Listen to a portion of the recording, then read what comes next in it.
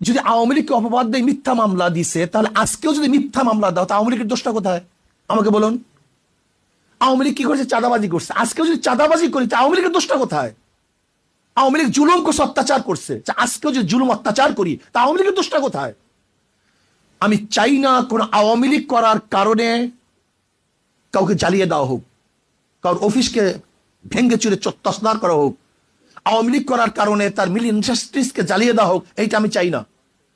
আমি চাই যে অন্যায় করছে তার বিচার হোক, কিন্তু যে অন্যায় করে না, সে যে দলের হোক না কেন, সে আমার শত্রু হোক না কেন, তার বিচার করা যাবে না, তার উপর জুলুম করা যাবে না। এই জুলুম মুক্ত এক দেশ আমরা করতে চাই, প্রত্যেকের অধিকারকে প্রতিষ্ঠিত করতে চাই। আমরা এখন জুলুম করতেছি, হাজারো মামলা হচ্ছে, নিরাপদ মানুষের বিরুদ্ধে মামলা হচ্ছে। তাই সে আওয়ামী লীগ করুক, সে নিরাপরাধ, সে ভালো, তার নামে মামলা দেবো কেন?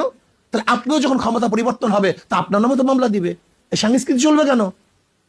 আমরা চাই প্রাইম মিনিস্টার রাস্তায় হাঁটবে, কেউ কাউকে বলবে না। বিশ্বাস করেন, যখন সেফটি আইন করছে, সেই